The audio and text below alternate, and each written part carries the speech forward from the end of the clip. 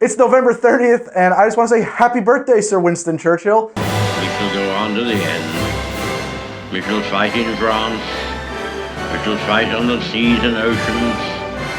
We shall fight with growing confidence and growing strength in the air. We shall defend our island, whatever the cost may be. We shall fight on the beaches. We shall fight on the landing grounds. We shall fight in the fields and in the streets. We shall fight in the hills. We shall never surrender. One of the things that I get asked about sometimes, and we haven't done on the show, is a Scotch Highball.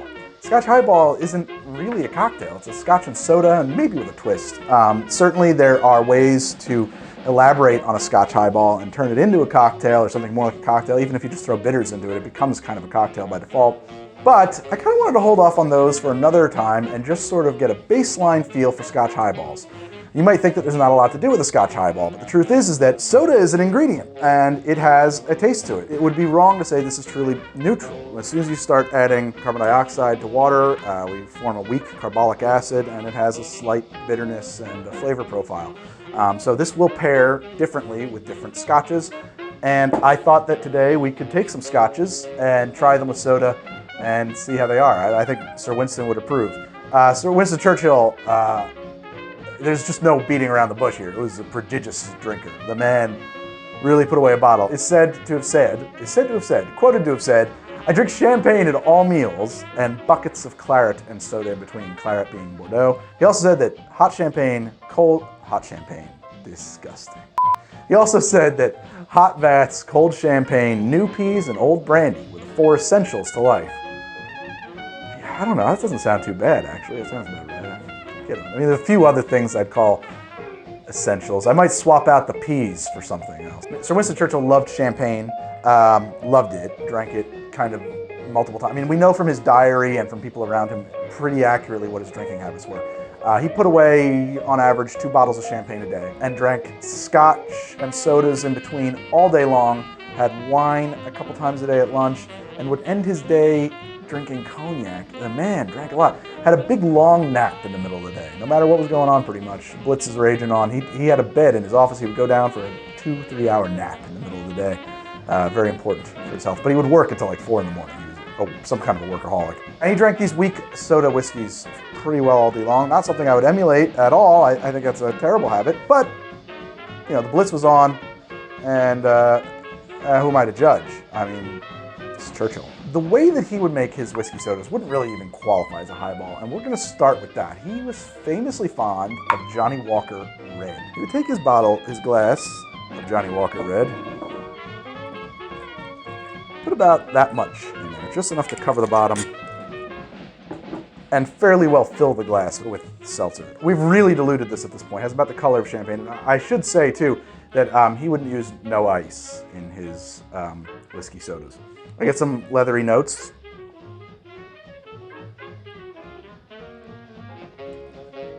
Easy to drink. I mean, all you get are just the essences of the leathery, smokier parts of the Scotch. Everything else is kind of gone in the dilution. This is eminently drinkable. I mean, there's nothing offensive about it. I mean, there's also nothing particularly, this won't grab your attention. You're not going to sit down and drink this and contemplate it. This is just doing the job, as it were.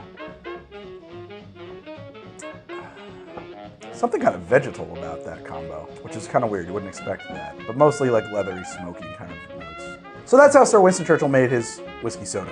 Let's take a look at the highball now and see how various scotches will pair with soda. I'm actually going to start by just giving you my tasting notes on a soda, which are probably, I don't expect much here. You know, I've never really thought about soda that way, but for science, you know, this might be worthwhile.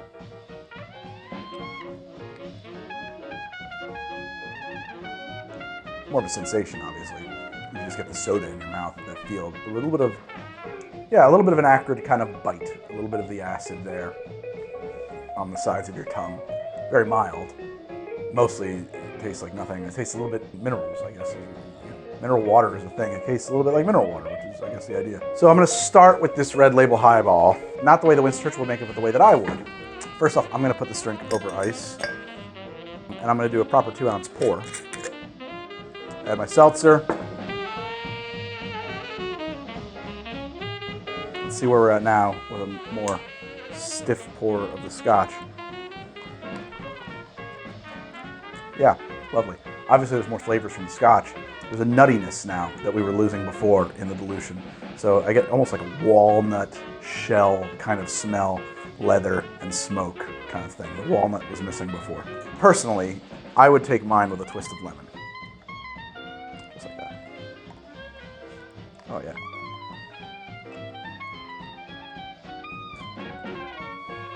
Oh, that was a mistake maybe. Interesting. So now we kind of lose the walnut in favor of the lemon. I wish I could take that twist back, actually. I liked it better without the twist. I would instinctively always add a twist, but now I'm questioning it. This is a different kind of an episode, obviously, so I hope you guys don't mind. This is the Great King Street Glasgow Blend. This is a blended whiskey from the Compass Box Whiskey Company. To me, I feel like this is a little Islay-y. It's got some of those kinds of notes, right? Big spear of ice. A 2-ounce pour.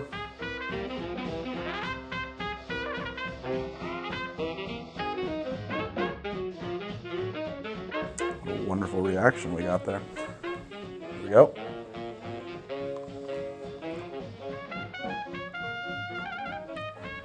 Much stronger. Oh, and longer too.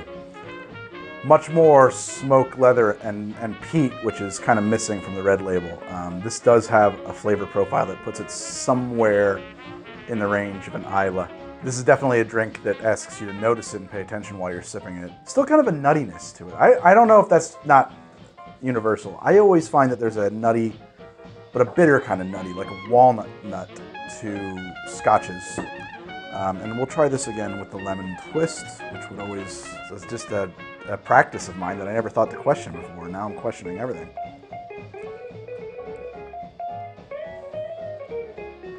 It tames it a lot.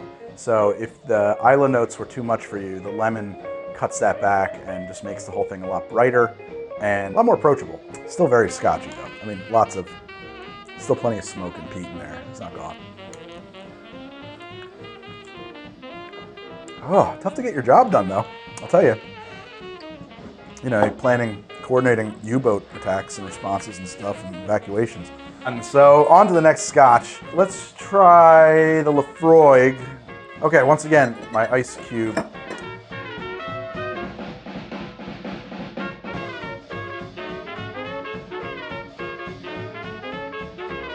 Top that up with some seltzer. Okay, so this smells like a dry cleaner's. Has a very strong, chemical smell. And so for the reference too, Laphroaig is one of the big Islay single malts. If you're not super familiar with Scotches, Islay Scotches, their single malts are famous for having just the most in-your-face peat and smoke and salt flavors in the Scotch world.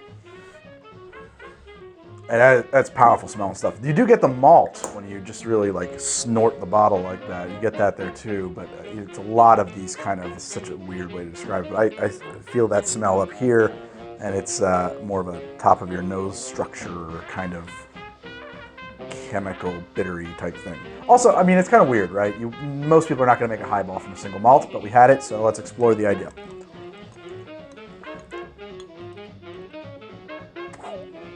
Oh, it tastes like a fire. It's just so smoky. And not just like any kind of fire, but it tastes like burning leather. That is an intense flavor. Definitely not for the novice Scotchman. Oh, that sounds like a slur. Definitely not for the novice Scotch drinker. I mean, that is a challenging flavor profile. But, oh wow. Yeah, that is a really powerful smoke and peat flavor. What does that peat taste like? I love we take these words and after you taste them, you understand what they mean. But if you've never drank it, how can I describe peat in base terms? Let me try. I mean, honestly, I'm being unfair to it because it's an acquired taste and an experience you learn to enjoy. But like diesel fumes, it tastes like something like hype. I mean, and it should.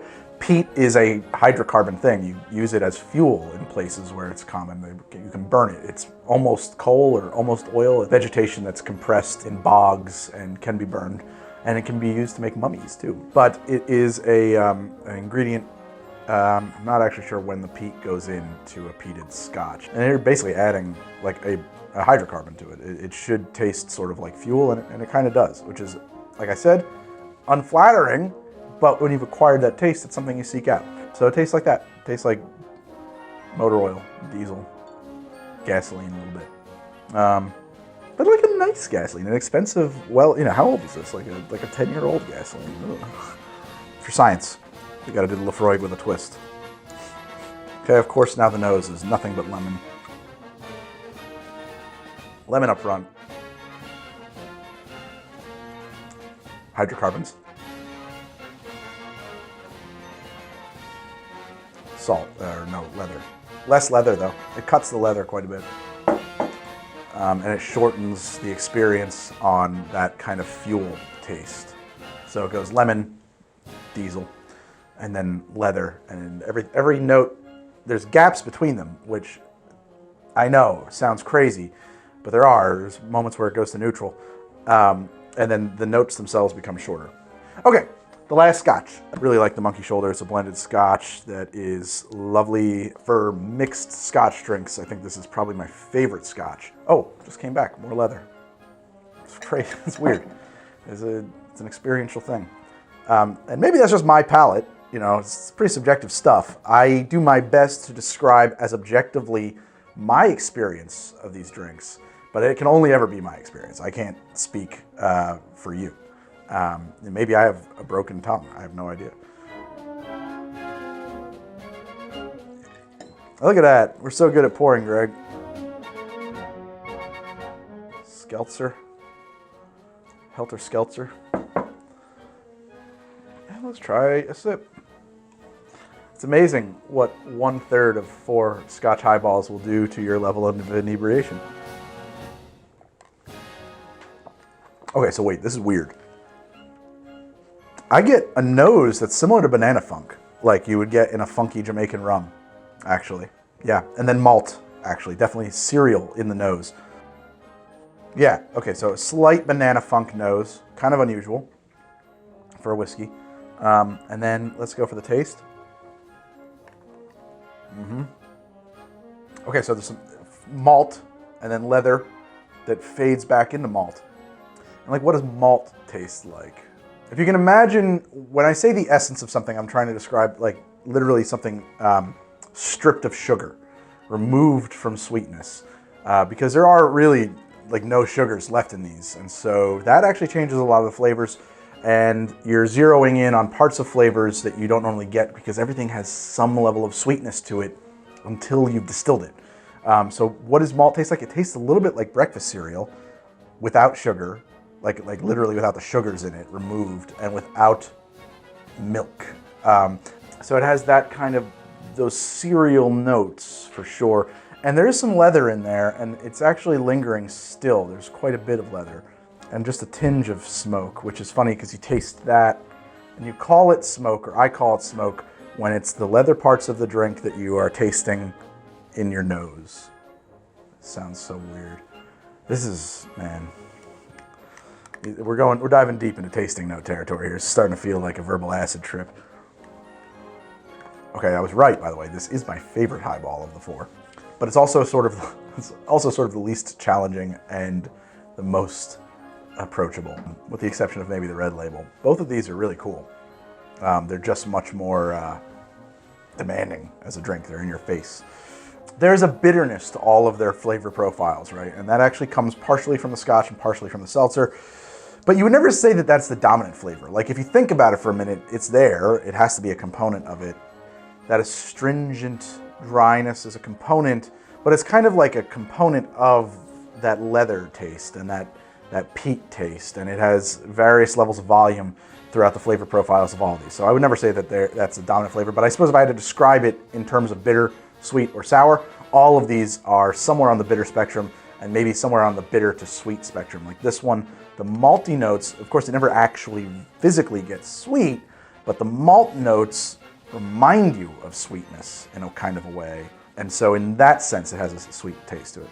This is a deep dive. This is a different kind of an episode that we have ever done. I don't know if this is something you guys would want more of or much less of. Let's try this guy with the lemon twist. I've probably just ruined it. No, not bad actually. Lemon takes center stage up front, but then actually kind of pairs with that malt flavor. It makes it very enjoyable. I kind of like that one with the lemon twist quite a bit. You're definitely altering the flavor profile so significantly as to be a completely different drink, but it makes it lighter. It moves it a little bit from bitter into sour territory, just a touch, and that lifts it and elevates it and makes it a different drink. So, and I think this is probably true for all of them, right? This is going to sound ridiculous. With the twist, an afternoon drink, right? Something in the afternoon, maybe a before dinner aperitif. Without the twist, an after dinner drink, digestif, and you're sitting by the fire, reading the paper, or listening to, imagining the kind of person who has time to sit by the fire. So he's probably in his drawing room and puffing on a fine cigar while his eldest daughter entertains him with a piano performance, which he will then roundly criticize. We'll fight them on the beaches and in the streets. I'm drunk now, so I think that we should end the episode. What else can I say about Winston Churchill? Walked around the White House naked a bunch when he visited. That's true. Yeah. At one moment, FDR thought that he had rolled in on him in the bath inappropriately, and Winston Churchill was like, "What are you about, man? Come on in here. We'll discuss." He'd take these long baths, and he wanted people to work with him while he was in his bath. It's so easy to turn Churchill into a caricature, he was a real person, not just a bowler and a cigar and a Tommy gun. But he did have a bowler and a cigar and a Tommy gun. Oh, so this is crazy. Winston Churchill's mom. I was at the New York Historical Society, had a thing about tattoos. Apparently, in Victorian society, tattoos became popular at one time, and the ladies of the Victorian society would invite tattoo artists into their great mansions to tattoo them. And so his mom had a damn snake wrapped around her arm, which I just think is so wild and incongruous and just not what you would expect at all. And so apparently did all of her friends because they were Death Eaters. For Winston Churchill's birthday, I present 4 whiskey highballs, his favorite drink, right up there with champagne. And if you like the show, I hope you subscribe. This week was not a real normal episode. We normally make a cocktail. This week, I just kind of did these 4 whiskey highballs, which are not really cocktails. They're just whiskey sodas, and I did them with a twist, and I gave you some tasting notes on it. It was Winston Churchill's birthday. This was his favorite drink. It seemed like a good idea at the time, and a whiskey highball was the thing we had to discuss. If you like the show and you want to hear more from me, and you like me, I'm on Twitter at how2drink with a number in it. I'm on Instagram at howtodrink with a number in it. Anything I'm using on the show gear-wise, I try to put a link to it in the show notes. And that's the show. I will see you guys next week with another cocktail. I will see you guys next week with a real cocktail, not just some whiskey sodas. But hey, if you like this kind of a thing, we can definitely do more of it. Let me know in the comments. I love to hear from them. I try to read them all. Whiskey, that drink which enables man to magnify his joy. You can't correct me on my quote. I saved the British Empire from your hands. God damn it. I'm off to Brighton by the Sea to paint things now. Fuck you.